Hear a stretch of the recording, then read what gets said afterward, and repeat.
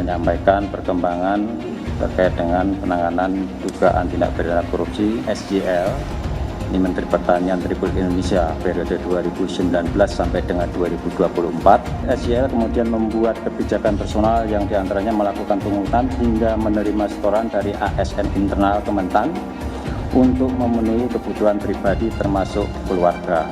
Intinya antara lain untuk pembayaran cicilan kartu kredit, cicilan pembelian mobil Alphard milik SJL, perbaikan rumah pribadi, tiket pesawat bagi keluarga, hingga pengobatan dan perawatan wajah bagi keluarga yang nilainya mencapai miliaran rupiah, sekitar 13,9 miliar rupiah.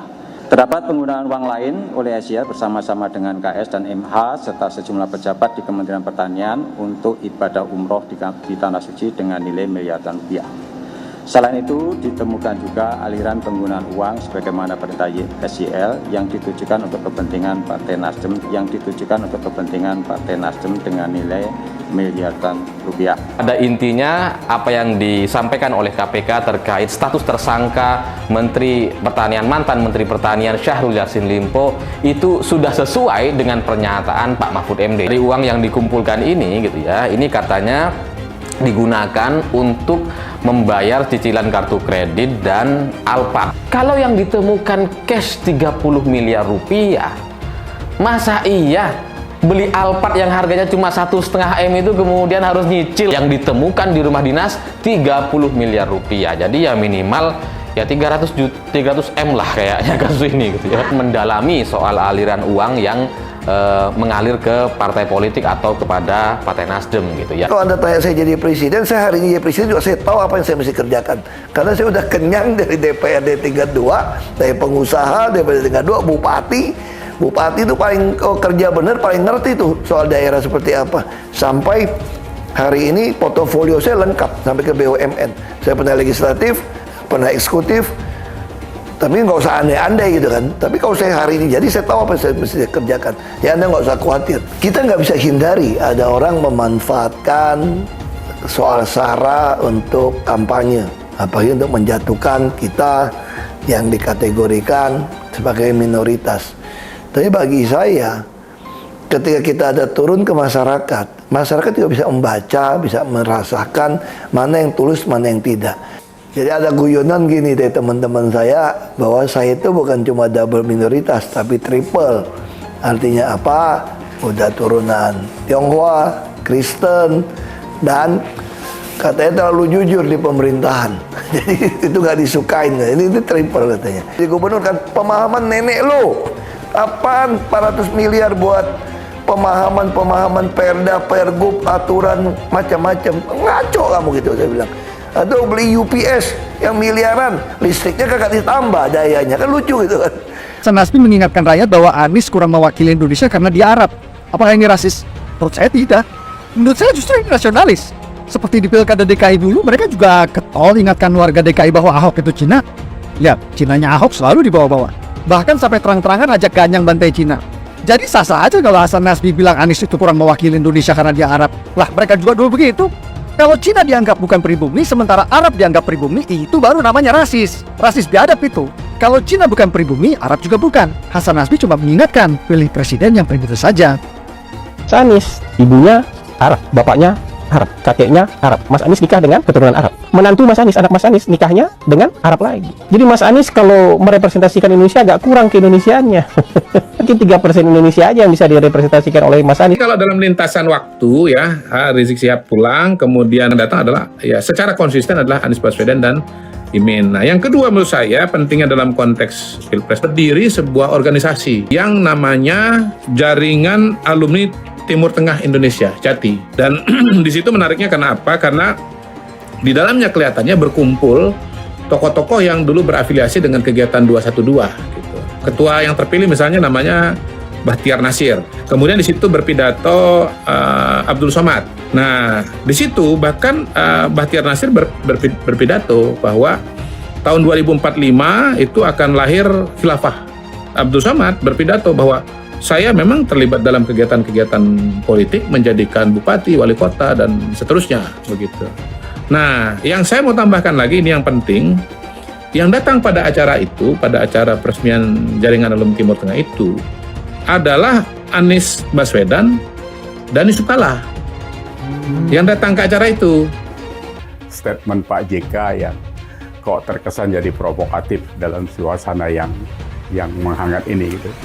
Jadi seolah-olah etnis tertentu, keluarga kita yang beretnis Cina ini begitu luar biasanya menguasai ekonomi Indonesia. Nah, salahnya di mana gitu? Kalau mereka giat, mereka fokus, mereka bekerja dengan ulet, ya mereka yang berhasil gitu. Kan nggak ada yang salah gitu. Apalagi kalau kita lihat dunia sekarang pun sudah dikuasai oleh Cina ekonominya. Dari ujung ke ujung dunia ini kita akan ketemu terus barangnya produksi Cina gitu. Jadi itu harus diakui. Gitu. Di sekitar kita saja lah.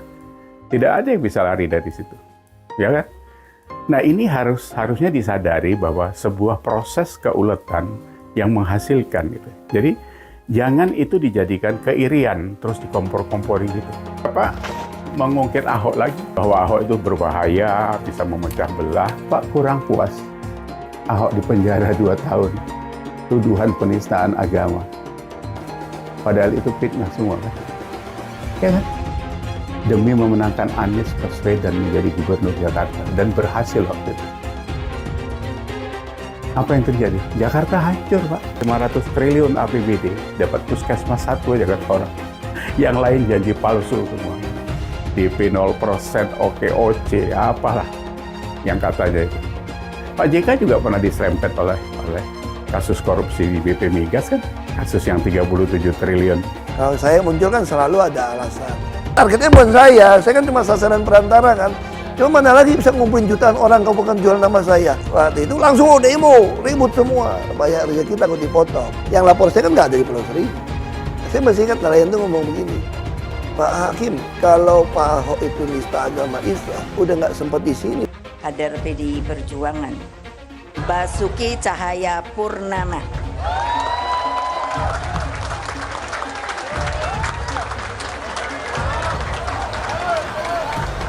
Terkenal namanya Ahok. Dalam pemilu tahun 2024 yang tinggal beberapa bulan lagi, PDI Perjuangan tidak akan pernah menyerah dan Bapak Ganjar Pranowo sebagai Presiden Republik Indonesia ke-8 sanggup, sanggup, sanggup, dan setialah kepada sumbermu yaitu rakyat, rakyat, rakyat. Siap, siap, siap. Salam Pancasila. Merdeka, merdeka, merdeka. Salam Pancasila. Merdeka, merdeka, merdeka. Harus dicek betul, pernah nggak calon pemimpin kita, calon presiden kita ini memecah belah umat. Kalau punya jejak pernah memecah belah umat, jangan dipilih. Kita lihat apakah pemimpin kita, calon pemimpin kita ini ya pernah menggunakan agama sebagai alat untuk memenangkan kepentingannya atau tidak. Kalau agama diperalat untuk merebut kekuasaan, jangan dipilih. Sekali lagi, kalau ada calon pemimpin yang punya rekam jejak memperalat agama untuk kepentingan politiknya, jangan dipilih. Alhamdulillah ikut seneng aku lihatnya, akhirnya Caimin dan HRS bertemu, bersatu, akur. Caimin yang selalu berkoar-koar mengatasnamakan dirinya NU akhirnya bersatu dan bisa berdamai dengan HRS yang seringkali kita lihat rekam jejaknya selalu menghina NU. Dan mulai sekarang makin yakin kalau ternyata PKB bukan pilihanku. Takbir. Saya tetap menolak Anies Baswedan. Anies Baswedan telah menunjukkan siapa dirinya. Itulah pendukung Anies Baswedan waktu pilkada di DKI. Saya tetap akan memilih Ganjar Pranowo. Ganjar Pranowo menolak dengan tegas bekerja sama dengan orang-orang seperti ormas-ormas seperti mereka, HTI, EPI, PA 212 dan lain-lain. Ayolah, pilih calon pemimpin yang mencintai Pancasila dan Bhinneka Tunggal Ika. 5 tahun itu tidak sebentar. 5 tahun itu menentukan masa depan anak bangsa kita. Ayolah, kita harus memajukan Indonesia, jangan ingin menghancurkan Indonesia. Negaranya yang berpegang kepada khilafah, saya belum pernah mendengar kalau masyarakatnya hidup aman, damai, makmur. Belum pernah. Umat Kristen di Indonesia memang minoritas, tapi jangan salah. Umat Kristen akan memegang peran menentukan apakah Anies akan menang dalam Pilpres 2024. Kalau secara perlahan semakin banyak orang Kristen yang berpaling ke Anies, yang akan menang nantinya sangat mungkin Anies. Suara pemilih Kristen di Indonesia adalah sekitar 10% lah. Kalau ekstrimnya semua warga Kristen memilih Ganjar, artinya Ganjar akan mendapat tambahan 10% suara dan Ganjar akan menang. Nah, itulah saya katakan kekompakan suara pemilih Kristen akan menentukan. Begitu suara pemilih Kristen terbelah secara timpang, Anies akan bisa mengalahkan Ganjar. Anies tahu jagoannya itu hanya akan menang kalau bisa memecah suara pemilih Kristen. Sekarang semua bergantung pada umat Kristen. Kekompakan pemilih Kristen akan menentukan apakah pada akhirnya Indonesia akan dipimpin Anies atau Ganjar. Ngeri memang membayangkan dampak apa yang akan terjadi di depan. Saya juga jelas tidak akan memilih Anies Baswedan karena saya ngeri dengan circle-nya yang ganas-ganas, yang menghalalkan segala cara untuk menang, yang memakai agama sebagai barang dagangan dan menggunakan kekerasan sebagai senjata untuk menang. Sekali kelompok radikal itu menguasai negara kita, maka yang pertama akan mereka hilangkan adalah pendidikan. Kenapa mesti pendidikan? Karena menguasai orang bodoh itu jauh lebih gampang. Jadi kebayangkan apa yang sudah dibangun oleh Jokowi selama 10 tahun memimpin akan musnah karena dirusak dengan alasan yang tidak sesuai dengan nafas agama. Elektabilitasnya Anies merosot ya seiring mulai terkuaknya kontroversi dari kepemimpinan Anies di Jakarta. Gen Z juga tahu kalau Anies adalah sosok yang didukung kelompok intoleran yang membuat Pilgub DKI 2017 menjadi sangat kotor. Politik identitas yang mengarah ke perpecahan seperti yang dikeluarkan pendukungnya Anies, yaitu Kadrun bin Kampret. Kafir lah, laknat lah, PKI lah, ya cuman itu doang kemampuannya. Itulah pendukung Anies. Jangan pernah takut melawan Kadrun yang cuma pengen Indonesia hancur. Allah berikan kepada kita satu hadiah, dimunculkannya pemimpin muslim di Jakarta dan dilongsorkannya pemimpin kafir. Amin. Masih ingat itu? Kita bela habis-habisan, kepala jadi kaki, kaki jadi kepala, untuk melongsorkan pemimpin kafir dan memenangkan pemimpin muslim. Hampir 2 tahun perjuangan kita untuk melongsorkan Ahok ketika itu. Takbir! Siap kawal kasus Ahok, siap penjarakan Ahok. Takbir! Takbir!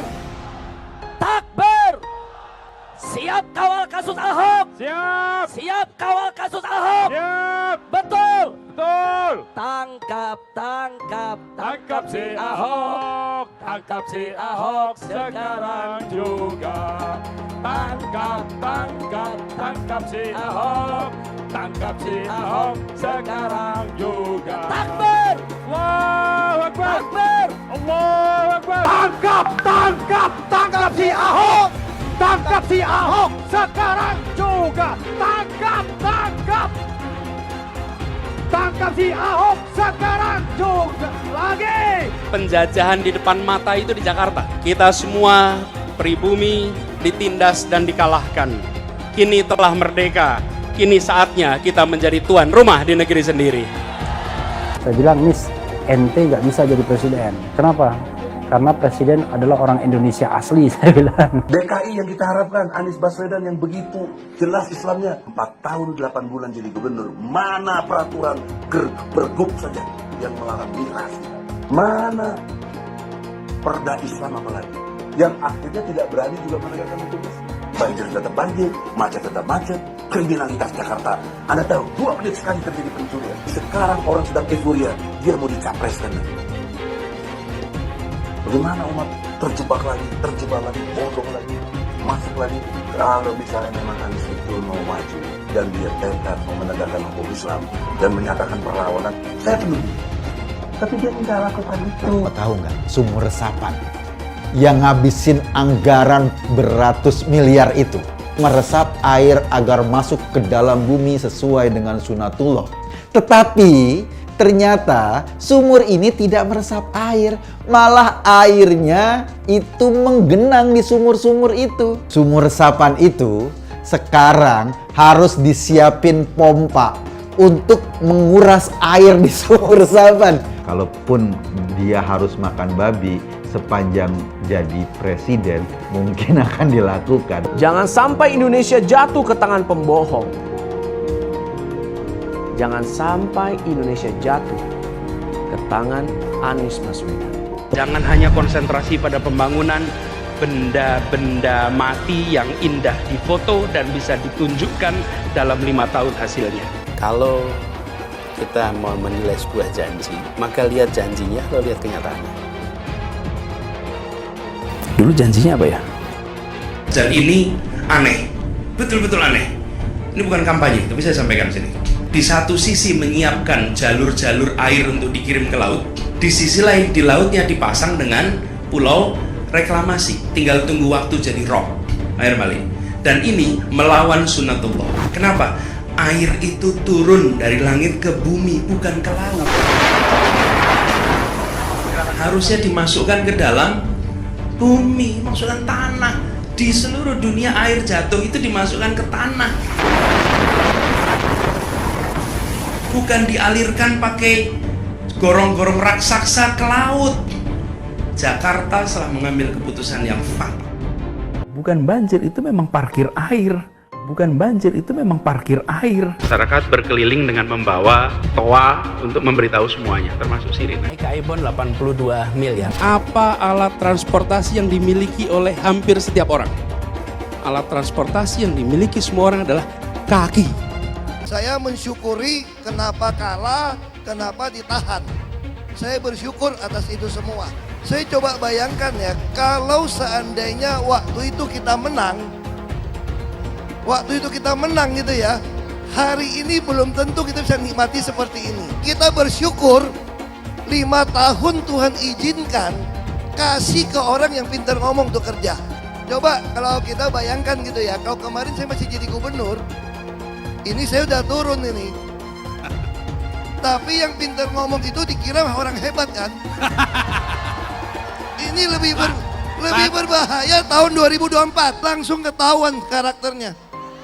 Langsung ketahuan itu. Di saya juga ada kutipan Pak di kamar saya Pak. Tulisannya, Jakarta telah mengambil keputusan yang fatal. Gus Dur itu buta mata juga buta hati. Pancasila Soekarno, ketuhanan ada di pantat. Anak Tuhan dari mana? Kalau Yesus anak Tuhan, bidangnya siapa? Besok di seluruh wilayah Indonesia akan katakan dan Iblis hanya menggoda orang yang beriman. Makanya jarang-jarang orang kafir kerasukan setan. Yang kerasukan setan itu orang baik-baik.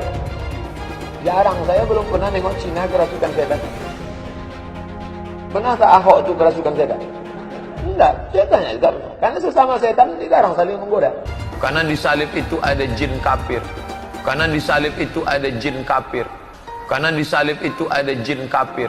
Haleluya. Kepalanya ke kiri apa ke kanan? Kepalanya ke kiri apa ke kanan? Tetap percaya salib itu lambang mulia, bukan jin. Kok ketawa? Aku nggak nyindir siapa-siapa loh. Saya nggak pernah mundur untuk kebenaran, keadilan, kejujuran, dan peri kemanusiaan. Gue nggak pernah mundur. Dan gue nggak pernah takut juga sama lu. Siapapun yang rasis, gue akan hadapin. Karena rasis itu tidak berperi kemanusiaan. Sama saya ditanya dulu kan, kamu nyesel nggak statement kamu di Pulau Seribu sehingga masih masuk penjara? Tidak pernah nyesel. Karena saya mengatakan kebenaran. Relawan Anies yang mayoritas pengasuh khilafah seperti kadrun FPI dan HTI ingin melengsarkan Pak Jokowi. Dengan menggunakan politik identitas, relawan Anies akan menggulingkan Jokowi. Tapi pendukung Anies lupa bahwa 82% penduduk Indonesia suka dengan kinerja Pak Jokowi. Ingat, di belakang Anies ada ormas pengasuh khilafah, seperti FPI, HTI, PA212. Saya yakin sebentar lagi karma Ahok akan mengejar Anies Baswedan. Kesaktian Syahrul Yassin Limpo akhirnya berakhir. Udah gak sakti lagi karena setelah melalui beberapa kali penundaan terkait statusnya sebagai tersangka di KPK, akhirnya hari ini diumumkan sebagai tersangka gitu. Karena sebelumnya itu banyak orang sudah menyatakan bahwa Syahrul Yassin Limpo ini sebenarnya sudah tersangka, mulai dari Mahfud MD dan beberapa orang KPK yang tidak disebut namanya oleh media gitu ya. Ada intinya apa yang disampaikan oleh KPK terkait status tersangka Menteri Pertanian, mantan Menteri Pertanian Syahrul Yassin Limpo itu sudah sesuai dengan pernyataan Pak Mahfud MD. Jadi karena Pak Mahfud sudah bilang itu tersangka, ya akhirnya tersangka sekarang. Soal praktek-praktek korupsi yang terjadi di Kementerian Pertanian selama beberapa bulan terakhir, entah ini setahun atau 2 tahun, tapi pada intinya ada kasus lelang jabatan, markup pengadaan barang, dan kemudian penerimaan gratifikasi. Nah, penerimaan gratifikasi ini yang kemudian dijelaskan secara detail bahwa ternyata untuk mereka eselon 1 dan eselon 2 itu diminta untuk mengumpulkan uang setiap bulan untuk setor kepada Menteri Syahrul Yassin Limpo sebesar 4-10 ribu US dollar setiap bulannya. Sebelumnya KPK melakukan penggeledahan atau melakukan pemeriksaan di rumah dinas Menteri Syahrul Yassin Limpo itu kan sudah menemukan uang sebesar 30 miliar dolar, miliar rupiah. Gitu ya, 30 miliar rupiah, setara 30 miliar, entah itu pecahan dolar apa gitu ya, tapi sudah dikabarkan 30 miliar rupiah gitu ya. Nah, dari sini, dari uang yang dikumpulkan ini gitu ya, ini katanya digunakan untuk membayar cicilan kartu kredit dan Alphard. Masa sih gitu ya? Ngumpulin uang 10.000, 4.000 dolar setiap bulan untuk digunakan nyicil Alphard dan kartu kredit. Masa iya? Ini kan nggak sesuai dengan profilnya gitu. Kalau yang ditemukan cash 30 miliar rupiah, masa iya beli Alphard yang harganya cuma 1,5 M itu kemudian harus nyicil? Ini udah aneh, ini udah janggal sekali. Jadi menurut saya ini kayaknya ada cerita yang miss dari sini, atau mungkin juga masih belum dibuka, kita nggak tahu gitu ya. Tapi ditemukan uang cash 30 M kok Alphard nyicil. Udahlah, ini nggak masuk akal. Dan lebih dari itu, KPK juga menyatakan bahwa akan mendalami soal aliran uang yang mengalir ke partai politik atau kepada Partai Nasdem gitu ya, masih didalami katanya. Dan Partai Nasdem yang sebelumnya tidak berkomentar apa-apa, tidak menyampaikan pernyataan apa-apa terkait Syahrul Yassin Limpo gitu ya. Ya paling yang terakhir itu kan soal menteri ini yang katanya hilang di Spanyol, itu kemudian disampaikan karena sakit, katanya karena handphonenya lupa dicas. Nah, ini sekarang menjawab pernyataan KPK yang katanya sedang mendalami aliran uang yang mengalir ke partai politik atau kepada Partai Nasdem gitu ya. Itu kemudian direspon sama bendahara Partai Nasdem atau Syahroni, di mana menurut Syahroni katanya memang ada aliran uang ke Partai Nasdem itu sebesar 20 juta rupiah. Wah, saya pikir dolar. 20 juta rupiah. Masa iya sekelas menteri ngasih sumbangan 20 juta? itu gak masuk akal gitu. Jadi nampaknya ini sengaja diperkecil gitu, karena KPK sudah menyatakan akan melakukan pendalami, ya sudah langsung direspon sama Nasdem dan bilang ya ada 20 juta. Nanti kalau mau dikembalikan kita kembalikan ya. Ya karena kenapa saya curiga ada negosiasi atau upaya-upaya untuk memperkecil angka kasus korupsi ini, karena memang faktanya adalah terjadi penundaan status tersangka, kemudian terjadi beberapa drama seperti misalkan hilang kontak di Spanyol dan sebagainya.